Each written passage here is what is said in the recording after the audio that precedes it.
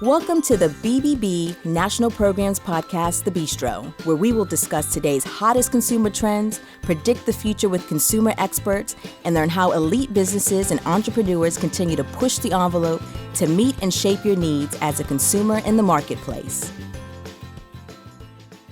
Hello and welcome to the Bistro podcast for the Better Business Bureau. I'm Elena Spinola. Today we're going to discuss the marketplace challenges that military families face as a unique consumer demographic and how businesses and organizations like the Better Business Bureau help to protect military consumers.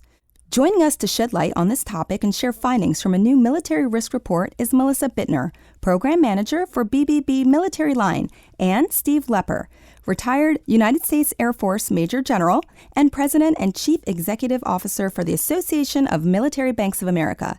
Thank you both for joining us for this very timely conversation on the heels of Military Consumer Protection Month. Thanks so much for having us. Thank really you. appreciate it. Yes, well, we appreciate you being here. And Melissa, why don't you start? Tell us about the BBB Institute for Marketplace Trust and about BBB Military Line. Absolutely. Happy to. So the BBB Institute for Marketplace Trust is the educational foundation of the Better Business Bureau, and BBB Military Line was one of the very first consumer protection programs we ever created back in 2004. So the mission of BBB Military Line is to help service members, veterans, and their families protect their assets, plan for the future, and prosper in a trusted marketplace. BBBs across the United States and Canada offer financial readiness workshops to military consumers, both on and off military installations, and participate in local community events and coalitions that support veterans and military families. Our goal is to also connect military consumers with some of the great resources that BBB provides to consumers at no cost, including BBB Business Profiles and BBB Scam Tracker. And you can find a lot of really great resources specifically for military consumers at bbb.org/military, including the sign-up form for our military consumer e-newsletter, BBB Saluting Trust. Excellent. Well, I hope people do go and sign up for that newsletter and check out all the other free resources. Thank you for sharing that. Steve, can you tell us about AMBA and the role of military banks? Sure. First, let me define military banks. The traditional definition included banks that are on military installations and serve the military communities stationed there. But over the last several years, we've tried to expand that definition to include any bank in the United States that has as part of its mission to serve the military and veteran communities in and around where they operate. Our organization, AMBA, was started in 1959, so we're celebrating our 60th anniversary this year. And we were started by a group of military bankers who wanted to compare notes and to share experiences in providing financial services and education to the military communities. And so we remain to this day an organization that consists of banks that want to serve the military, that want to serve veterans and their families, and that have as a common mission providing financial services and education to those communities. Great. Well, congratulations on your 60th year anniversary, and that's a great mission and a great goal.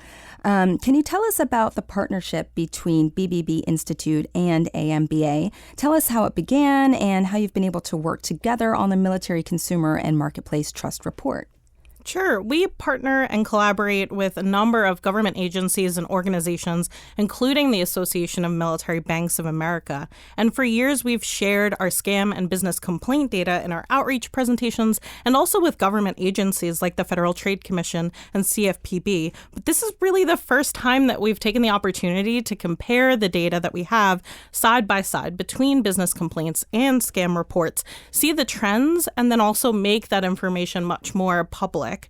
And we've been building up more awareness about BBB Scam Tracker and publishing an annual risk report.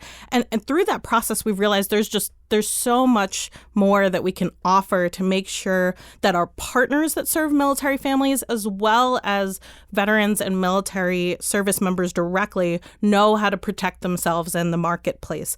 And so the timing for this report was just absolutely perfect. Steve and AMBA were really behind us 100% of the way because their members, these military banks, really value and appreciate the need for a trustworthy marketplace, especially within the military community.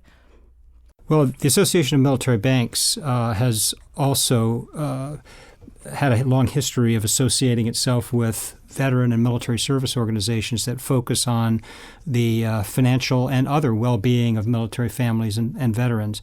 And so our alignment with BBB Institute was really a great fit.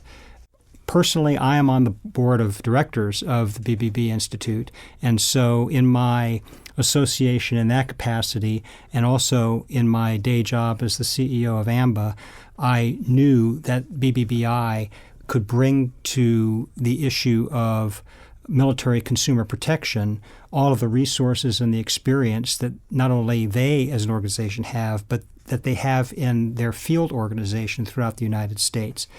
When Melissa and Mel Trumpauer, who runs BBB Military Line, talked to us a little bit about how we might actually use a lot of the data that they have to focus on the consumer risks facing military families, I thought it was a great idea. And so as an organization that prides itself on financial institutions that provide regulated and reliable financial services to that community, we thought it would be a great fit for us to partner with them to talk a little bit about some of the threats that lead military families into financial situations where they need to be rescued. Sure.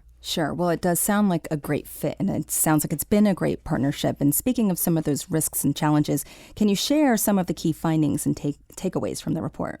Absolutely. So more than 28,000 business complaints and nearly 5,000 scam reports were reported to the BBB in 2018 just from military consumers. Of course, consumers overall, it's much, much higher than that.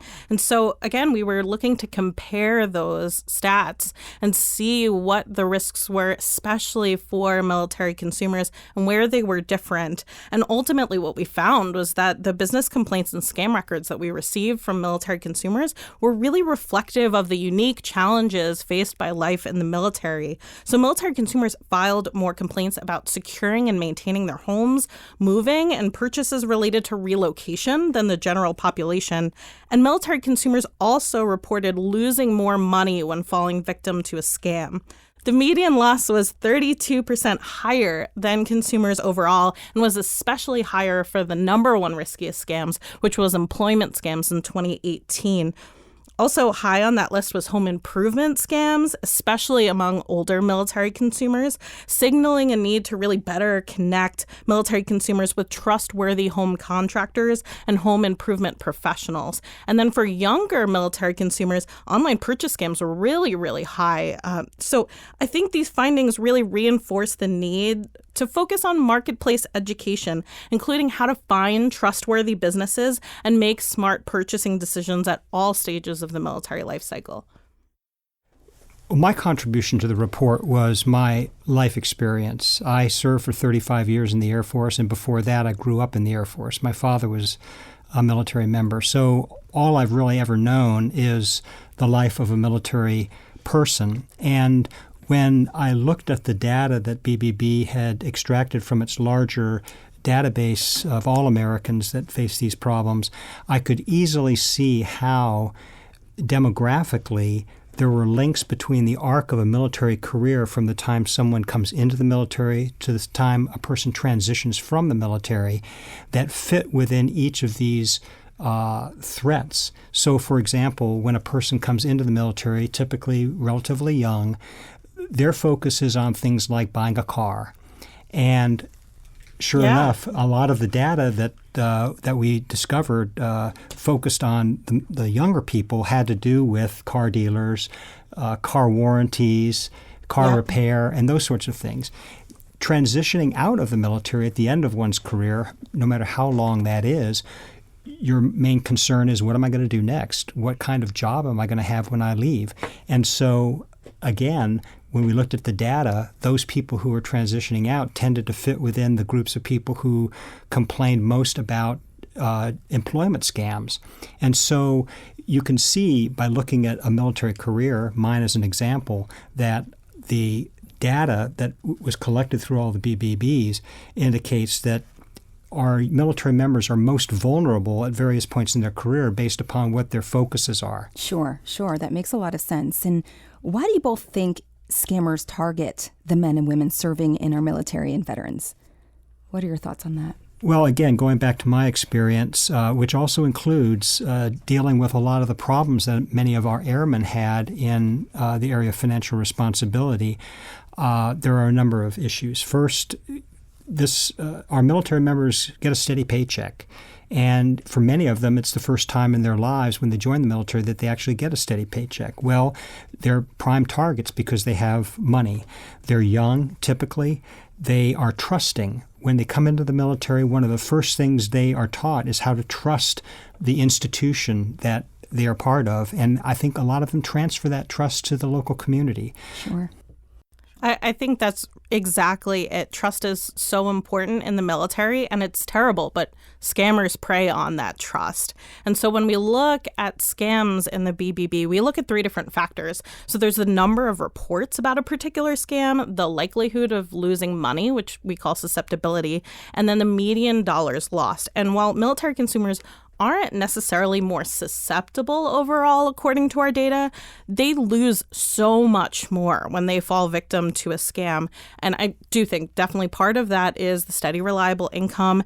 And I also think it really just boils down to trust. If you trust a home contractor, if you trust an online retailer, and you know that the money that you're putting in is going to get you the product or service, absolutely, you're going to give over your money, and it might be in larger amounts than if you were hesitant or slightly distrustful of the person that you're working with. You maybe wouldn't go in $10,000 to a home improvement project. You might use that person for a slightly smaller purchase. So it's really, really important that military consumers do their homework. Absolutely. Let me add one other thought. It goes back to trust, and that is in almost all cases, our military members are serving in places where they didn't grow up. Sure. And so a lot of them are new to the communities they are living in and working in, and they don't know the businesses that they're dealing with. And so because they don't know them, they don't trust them, and they often go to businesses that don't treat them fairly. Sure. Well, we're going to get to that in a second, exactly how service members and their families can find trustworthy businesses, because that is such a huge point.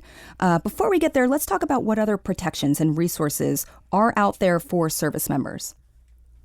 Well, from our perspective, military banks, we think that military banks are a great resource. Our military banks are all FDIC insured. They are all regulated by either state or federal agencies, and they all provide trusted, reliable, and regulated financial services and education. When a military bank is on a military installation, they undertake the additional responsibilities of providing financial education not just to their customers, but to everyone on the military installation. And so we believe that a military bank should be one of the first recourses for military members who face financial issues. Yeah, great. Thank you for that. And so, Melissa, tell us about how service members and their families can find trustworthy businesses. Sure. It's so important that you do your homework, especially when you're interacting with a business for the very first time. And it's so tempting in the heat of the moment to just, if there's someone that shows up at your door and says that they're willing to pave your driveway today, oh my goodness, I've been meaning to do that for months. But there are consequences to that. There are consequences to just clicking on an ad that you see for a cheap pair of sunglasses and just buying it right there. And it's not just your money that you're losing in that transaction. It's also then your personal information or your banking account information. So you really want to be careful. Look for businesses that have great online ratings and reviews. Look for businesses that are properly licensed and insured, and businesses that are transparent about what you're going to get for your money and who to contact if there's ever a problem. Absolutely. So knowledge, informing yourself, and then being empowered, all of that is huge. And then, what can businesses do to be more trustworthy? What advice do you have there? The Better Business Bureau really strives to help business owners build trust with their consumers. And you can find a lot of great research reports that we've done and other resources for small businesses at bbb.org/smallbusiness. Two really valuable research reports I would highly recommend are the Trust Sentiment Index and the 5 Gestures of Trust. One of the best ways for businesses to be able to build trust with their customers is to have a good reputation, one that's rooted in strong character values, including honesty, integrity, and ethics, because you can't underestimate the value of word of mouth and having a really strong reputation for ethics in your community. Sure. Thanks for sharing that. Steve, what about banks? What can they do to be more trustworthy or get that out there? Well, we obviously, banks, again, being regulated by either state or federal governments, are required to perform their services in a trustworthy manner. I would recommend that businesses that aren't regulated similarly to banks, learn more about the military in the conduct of their business. I think the more that they know about the military, and conversely, the more that the military knows about them, it provides a basis for building that trust that Melissa just talked about. I would also recommend that any bank that wants to serve the military and any business that wants to serve the military know the laws that apply to consumer relations with the military. There is a body of law that Congress has established to protect the military consumer that businesses and banks need to be aware of. For example, the Military Lending Act is a relatively recent law that Congress passed that defines the circumstances under which any financial institution or business can loan money to the military. It sets certain parameters on interest rates and things like that. The Servicemembers Civil Relief Act is often a law that applies to landlord-tenant relationships and other business relationships that sets very clear guidelines and requirements for businesses that do transactions with the military. So understand the body of law that is built up to protect the military consumer, and the military would do well to understand those laws too, so that they know their rights when it comes to dealing with businesses. Sure, especially as new laws are passed. It's so important. This has been really great. I feel like we could continue to talk. This is a great conversation. I know you shared some websites, but where can our listeners go to find out more? Can you share them again? Sure. So you can download a full copy of the report at bbb.org/military report, all one word, or at our main BBB Military Line page, which is bbb.org/military. And again, I'd also suggest subscribing to our monthly e-newsletter for military consumers, which you can do from either one of those websites. So bbb.org/military or bbb.org/military report. Excellent. And anyone who wants to find a military bank can come to our website, ambahq.org.